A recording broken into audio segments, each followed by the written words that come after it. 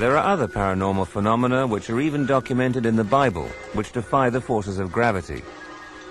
This man, whose name is Ovaku, is an African shaman, and here we can see him preparing himself for a levitation. This will take place as soon as darkness begins to fall. The images which this film has recorded are scarcely to be credited. There are no hidden supports or pulleys to be seen. In spite of this, Ovaku actually rises off the ground, and it seems as though he is floating on a cushion of air. The German commentator cannot believe his eyes. There is no question that this is a trick or an illusion, and he's absolutely convinced that he's witnessing a miraculous event, and that the film is incontrovertible proof that levitation is indeed possible.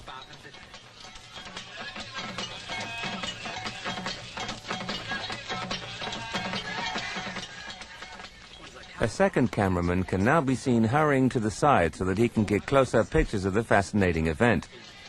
Could it be that there are in fact invisible fields of force which this shaman is able to take advantage of? The shaman's breathing has become unusually fast, and his face is contorted with the effort of the undertaking.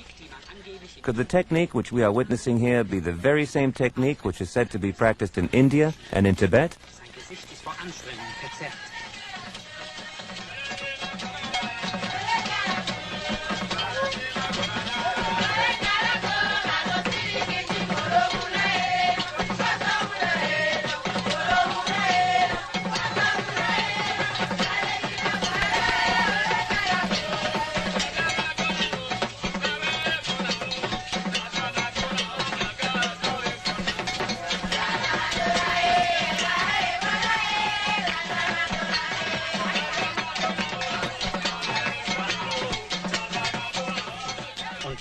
Ovaku then suddenly drops back down to the ground like a stone.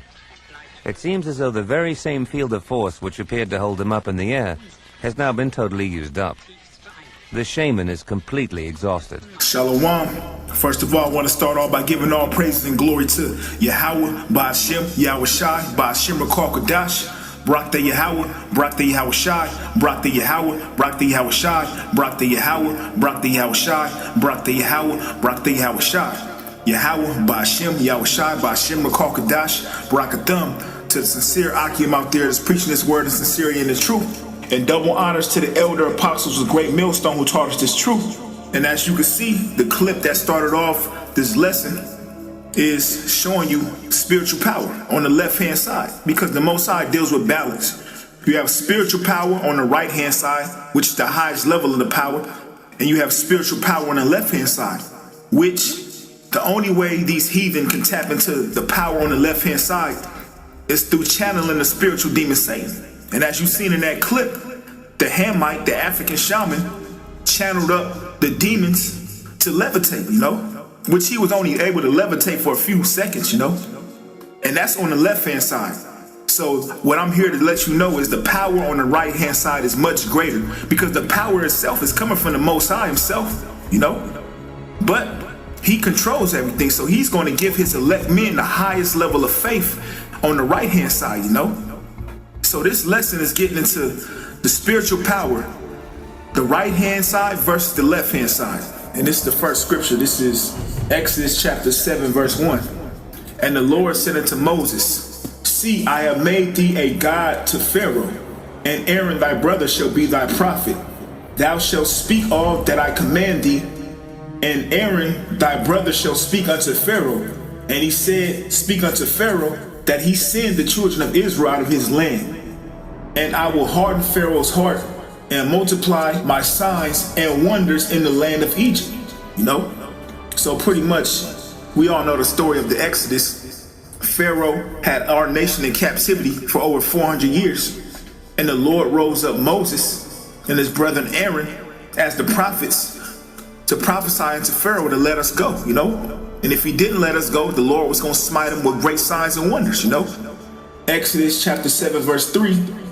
And I will harden Pharaoh's heart and multiply my signs and wonders in the land of Egypt.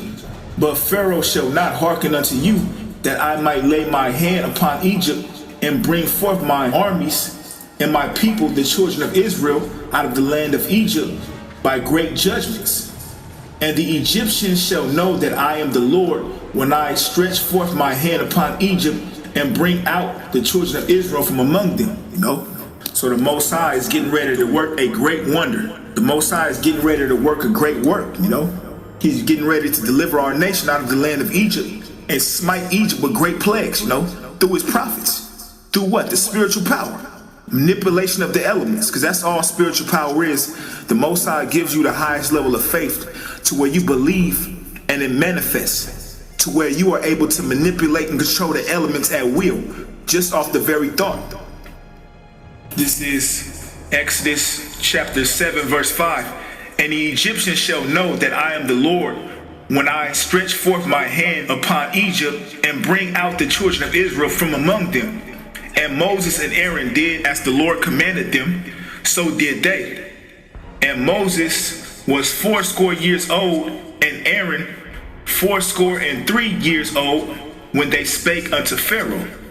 And the Lord spake unto Moses and Aaron, saying, when Pharaoh shall speak unto you, saying, show a miracle for you, then thou shalt say unto Aaron, take thy rod and cast it before Pharaoh, and it shall become a serpent. So the Most High is giving Moses that spiritual power to what? Command that his rod be turned into a snake, a serpent, to manipulate the elements of the rod and change it into the elements that it takes to make a serpent, the heart, the skin, just off the thought. And Moses and Aaron went unto Pharaoh, and they did as the Lord had commanded. And Aaron cast down his rod before Pharaoh and before his servants, and it became a serpent. Then Pharaoh also called the wise men and sorcerers, now the magicians of Egypt.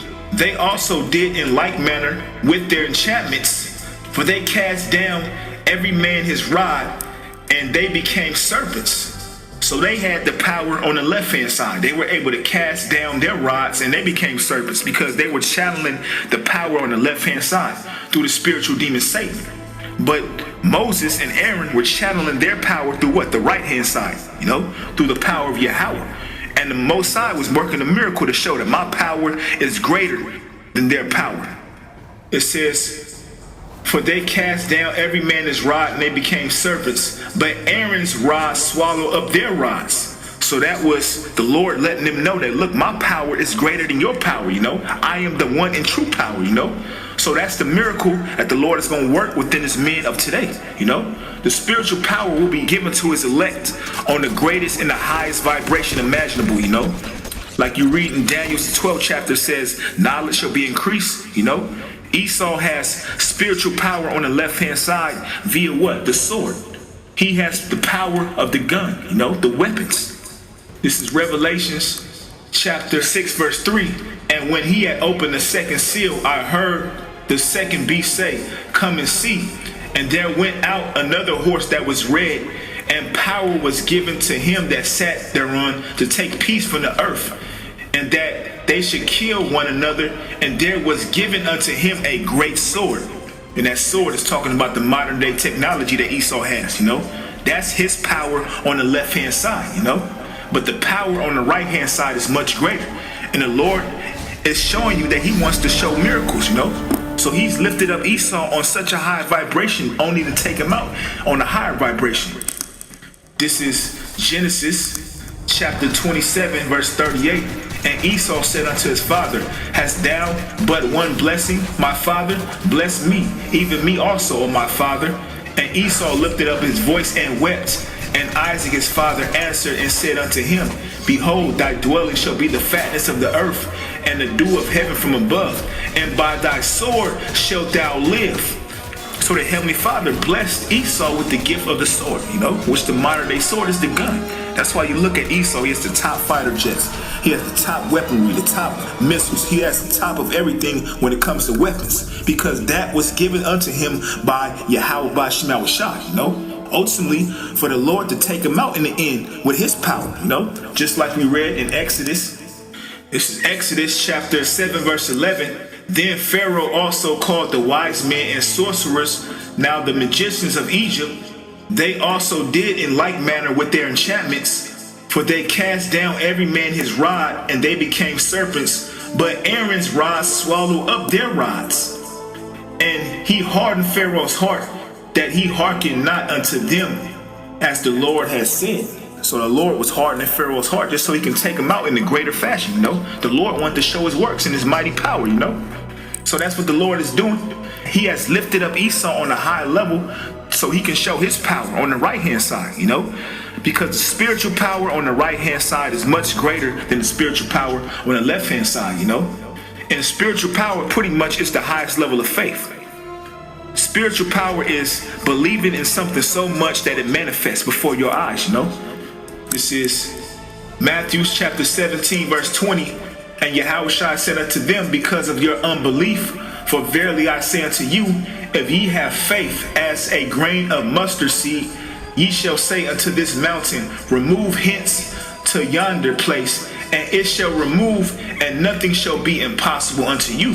You know, and a mustard seed is one of the smallest seeds, but out of that seed grows what? The biggest tree in the forest. So